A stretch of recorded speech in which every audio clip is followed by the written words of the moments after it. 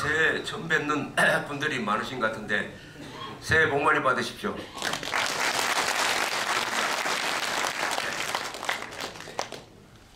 2012년은 이 선거 두 차례 치르다가 보니까 한 해가 다 가버렸습니다.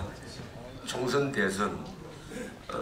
이 두 선거에서 투표한 사람이 몇 사람이냐 하면은 5,252만 8,257명입니다. 8257 한 군번처럼 외워놓으시면 좋습니다. 5,252만 8,257명. 총선 때 54점 몇 프로, 그리고 대선 때 75.8%. 이 숫자가 왜 중요하느냐 하면은 한 사람 한 사람들이 다 주권자입니다. 우리 헌법에 보면은 대한민국의 주권은 국민한테 있다 하는 것이 바로 투표로서 권한 행사를 한 겁니다.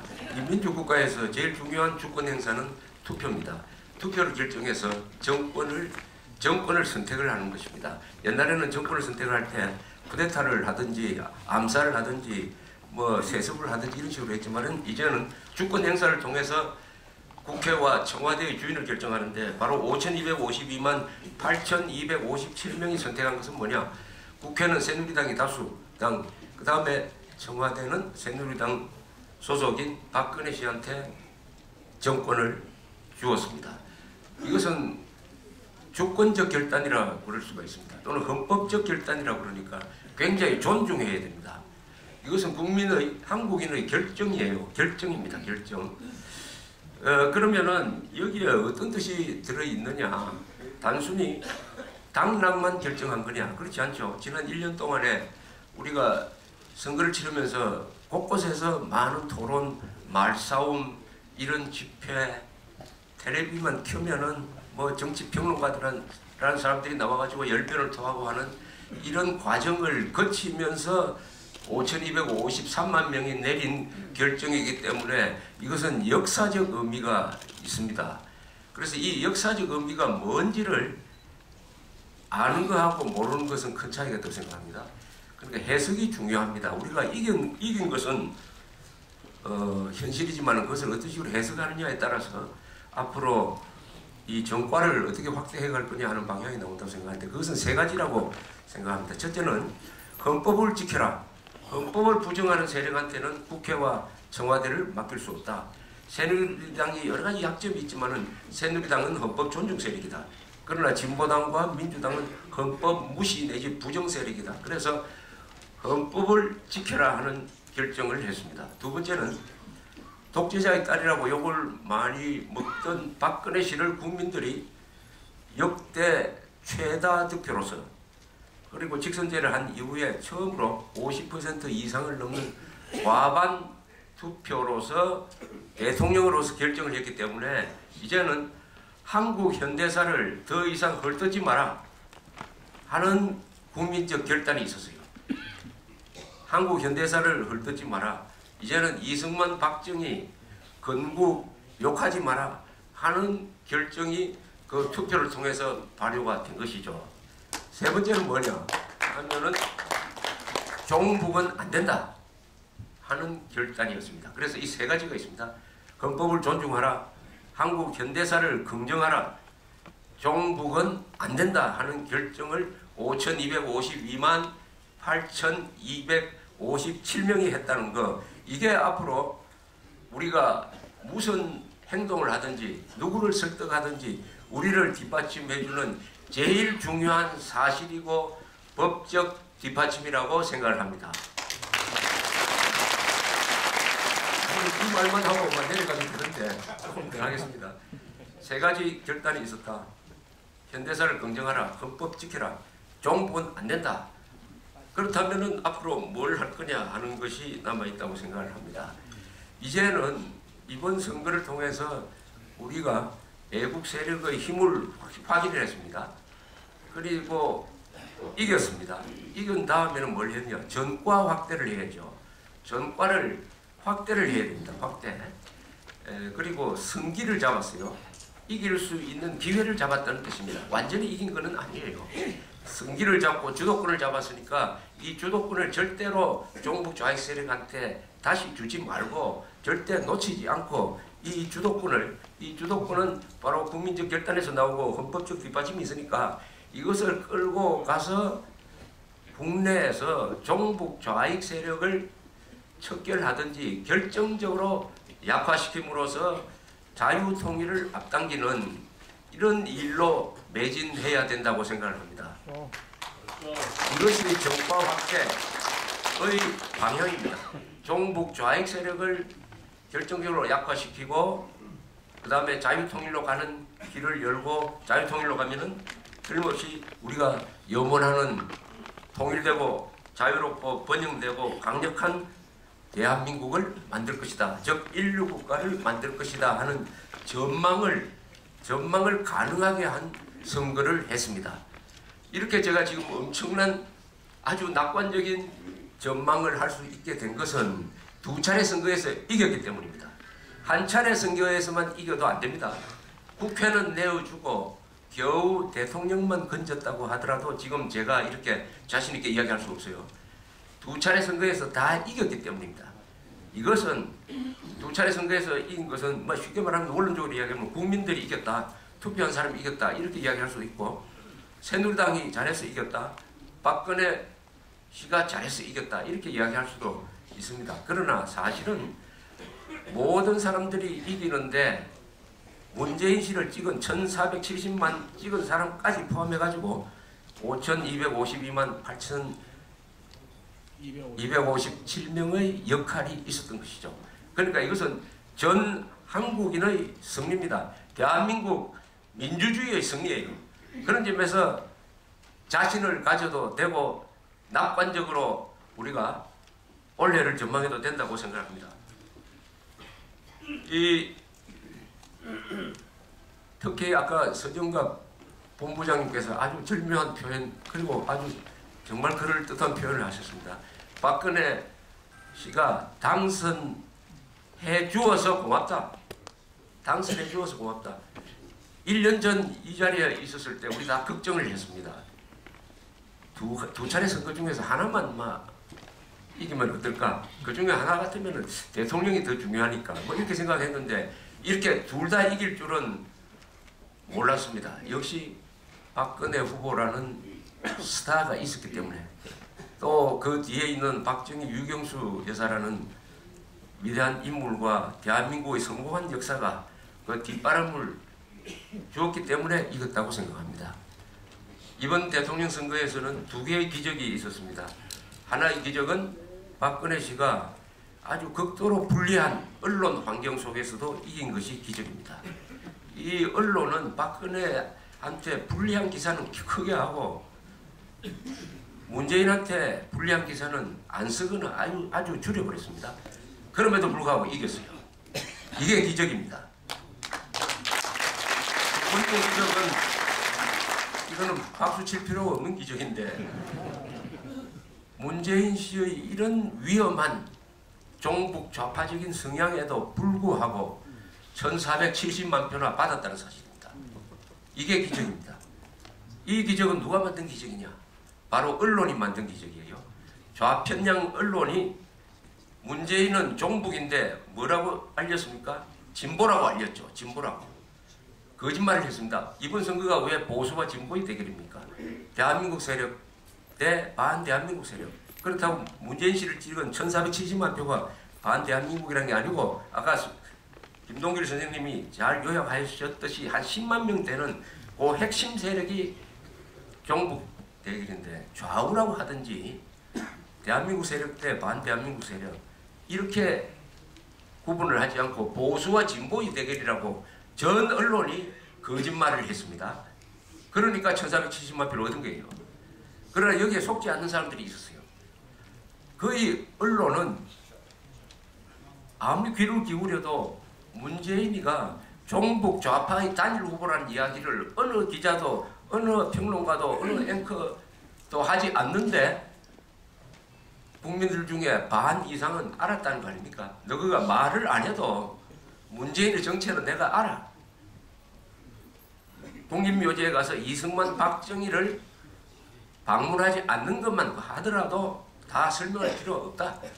우리가 오래 살아봤기 때문에 빨갱이도 겪었기 때문에 뭐가 뭔지 안다. 이렇게 해서 이런 언론의 좌편향 보도를 꺾고 각성된 국민이 이긴 겁니다. 이번 선거의 대결은 각성된 국민, 정신을 차린 국민, 맨정신을 가진 국민과 사사건건 거짓말하고 선동하고 하는 이 언론의 대결에서 각성된 국민이 이긴 것입니다. 바로 여러분들이 이겼습니다.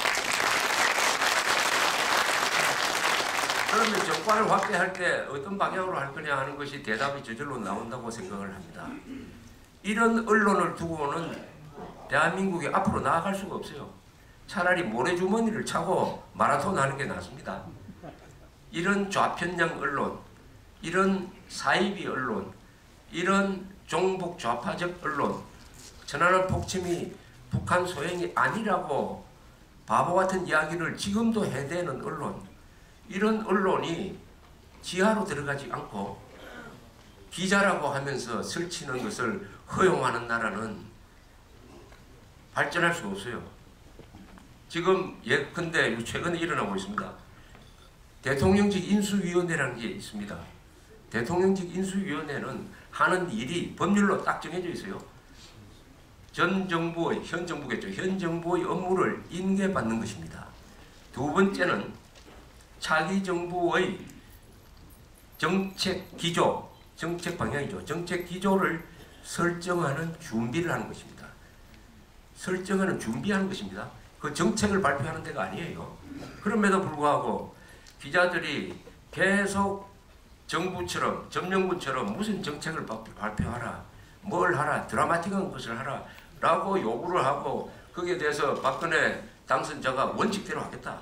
우린 조용하게 하겠다. 우리 직무 법대로 하겠다라고 하면은 밀봉 뭘 한다더니 불통이라고 하느니 깜짝 뭐라고 하느니 이렇게 소란을 벌리고 있는 게 바로 우리가 개혁해야 할 이 좌편향 선동 언론인 것입니다. 앞으로 애국운동의 타겟은 좌편향 선동 언론을 타도하는 것입니다. 이게 종북 세력의 공산이었고 또 상당 부분은 종북 세력 그 자체인 것입니다. 그 자체인 것입니다. 그런데 국민들의 알 권리를 주장을 합니다. 그런데 그러면 국민들의 알 권리를 주장하는 지금 언론이 지난 대선 때 국민들의 알 권리를 충족시켜 주었습니까? 문재인과 부산저축은행과의 관계를 보도했습니까? 문재인이가 낮은 단계 연방제를 주장했다는 사실을 보도를 했습니까? 노무현과 김정일의 대화록은 기자가 조금만 취재를 하면은 얻을 수 있는 자료였어요. 그러나 아무도 취재를 하지 않고 또 그 자료가 있음에도 불구하고 묵살했습니다. 이래놓고 국민들이 알 권리를 주장을 하면서 지금 박근혜 정부를 몰아세우고 있습니다. 국민들은 모를 권리도 있어요. 알 권리만 있는 게 아니라 모를 권리도 있습니다. 어떤 거냐? 그 정책이 결정되는 과정을 아직도 확정되기 전인데 검토 단계에서 미주알 고주알 국민들이 알 필요가 없어요. 그것은 결정된 다음에 알아도 충분합니다. 또 인사를 여러 사람을 띄워가지고 검증하고 있는데 그걸 그냥 노출시키면 어떻게 되겠습니까? 국가라는 것은 비밀을 유지해야 될 때 비밀을 유지해야 되는 것입니다. 그리고 박지원 등 거짓말 상습자의 이야기, 뭐 조국, 진중권 이런 자의 막말, 말장난 그것을 국민이 알 필요가 있습니까? 그거는 국민들의 모를 권리에 속해요. 그런데 국민들의 알 권리를 이야기하는 이자들은 계속 그런 막말과 말장난을 기사화해가지고 그 버릇을 이제는 박근혜 당선자를 약화시키는 쪽으로 하고 있습니다. 아마 박근혜 당선자는 이런 좌편향 언론과의 싸움에서 이겨야 성공할 겁니다. 그래서 누가 이기려고 합니다. 근데 신문에 보면 굉장히 외로워요. 외로운데 여론은 그렇지 않습니다. 여론은 언론 비판이 많아요. 그러니까 박근혜 씨는 후보는 국민들의 지지를 동원해가지고 이 좌편향 언론을 무력화시켜야 될 것이죠. 그래서 국민들이 직접 박근혜 후보를 지지할 필요가 있다. 그렇게 해야 좌편향 언론의 부르장머리를 이번에 고칠 수 있을 것이다. 이렇게 저는 생각을 하고 있습니다. 이번 대통령 선거는 박근혜가 문재인한테 이긴 그것뿐만 아니라 좌우 대결에서 오른쪽에 있었던 사람들이 모든 부분에서 이긴 선거입니다. 모든 부분에 토론에 나와서도 오른쪽에 선 사람들이 이겼어요. SNS에서도 오른쪽에 선 사람들의 점유율이 더 많았습니다. 대중집회 현장에서도 자발적으로 오는 사람들이 박근혜 캠프가 더 많았어요. 이건 뭘 이야기하느냐? 우리나라의 총체적 힘이 발휘되었다. 이제는 우리가 확인을 했습니다. 좌익 세력들이 생각보다 많이 약화되었다는 것을 느낍니다. 그것은 우리가 못마땅하게 생각하지만 이명박 정부의 공이 큽니다. 우리가 박근혜 후보의 당선에 2등 공신은 이명박 대통령입니다. 이명박 대통령이 경제관리를 이렇게 잘하지 못했으면 선거는 하나 많아요. 지금 실업률이 2.8%입니다. 이건 거꾸로 말하면 뭐냐? 100명 중에 97명이 일하고 있다는 겁니다. 일하고 싶어하는 100명 중에 97명이 일하고 있다. 물가 상승률 2.2%. 이것이 있었기 때문에 총선 대선을 기대해 볼 수가 있었어요. 어느 나라든지 민주주의 국가에서 선거에서 가장 큰 이슈는 경제 문제가 되는데 이번엔 경제 문제가 안 됐습니다. 왜 안 됐습니까? 경제가 튼튼하게 뒷받침됐기 때문입니다. 그리고 우리가 안 보이는 데서 국정원, 검찰 등등 특히 군대 이런 데서 종북 좌익 세력들을 약화시키는 일을 많이 해왔습니다. 그것이 이번에 선거를 통해서 확인할 수가 있었습니다. 저쪽의 조직력과 동원력이 약화되고 있습니다. 저는 보수 세력이란 것은 뭐냐? 전임자를 부정하는 게 아닙니다. 우리 역사를 이어가는 세력이 보수 세력입니다. 이승만부터 이명박 정부에 이르는 이 정부를 우리가 인정을 해야 됩니다. 이것을 부정하면 끊겨버려요. 그래서 저는 2월 말에 이명박 대통령이 청와대를 떠날 때는 우리 국민들이 박수로서 보내드려야 할 분이라고 생각합니다.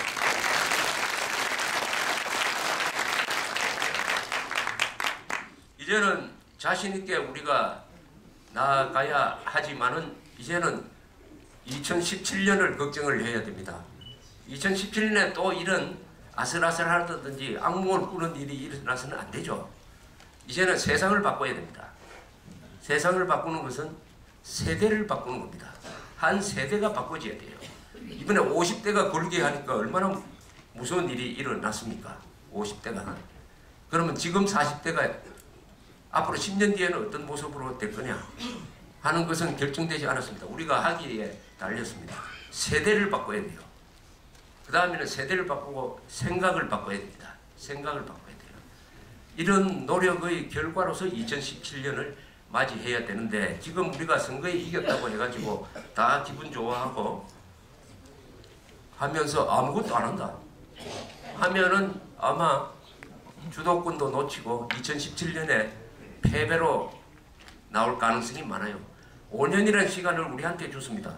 이 5년 동안에 세상을 바꿀 수 있느냐 없느냐, 세상을 어떤 식으로 바꾸느냐, 생각을 바꾸고 구체적 노력을 통해서 자기가 가지고 있는 능력, 돈, 머리, 조직, 나이 이런 걸 총동원해가지고 이번 선거에 임했던 이 초심으로 돌아가서 우리는 앞으로 어려울 때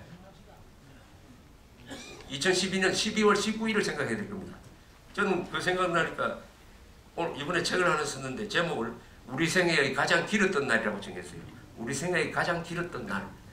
이날 우리가 뭘 했고 출구조사를 봤을 때 얼마나 안도를 했느냐, 이것을 잊지 않고 이것을 이 흥분, 안도감 이런 것을 큰 자원으로 생각해가지고 에너지로 생각해가지고 이것을 계속 유지해 가면서 종북 세력을 결정적으로 보내는 과정에서 북한 정권이 반드시 문제가 생길 거라고 생각합니다. 그래서 남북 간의 이 좌익 세력들, 수구 세력들, 민족 반역 세력, 학살 세력, 전쟁 범죄자들, 거짓말 세력, 이 자들을 보내는 근원적인 노력, 이제는 공세로 가야 됩니다. 공세로 가야 돼요. 공세를 취할 수 있는 모든 조건이 구비가 되었습니다. 이제는 상당히 대못도 많이 빠졌어요. 그동안 이명박 정부가 사회 곳곳에 박혀있던 대못을 뺀 부분이 많아요. 그래서 이제는 더 많이 빼고 해서 이 5년 동안에 이 한반도 역사를 완전히 바꾸는 이번 총선은 대선은 사실은 분단 고착 세력 대 통일 세력의 대결이었어요. 여기 계신 분들은 다 자유통일을 원합니다. 북한 동포를 해방시켜서 7천만 민족 통일국가를 다시 만들어서 인류국가로 가기를 원합니다. 그러나 문재인 쪽에서 주장하는 건 뭡니까? 국가연합, 연방제, 그거 다 반통일입니다. 분단 고착입니다. 이대로 같이 이대로 지금 분단 고착 상태에서 지금 북한 정권을 그대로 두고 통일했다고 하자는 사기고, 따라서 우리는 통일 부분에까지도 우리가 통일 세력이고 저자들은 반통일 세력이다.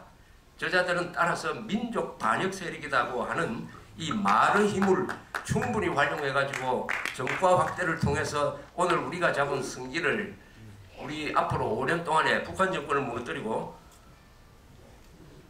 박근혜 대통령이 통일시대를 여는 대통령이 될 수 있도록 적극적으로 응원해 주시길 바랍니다. 감사합니다.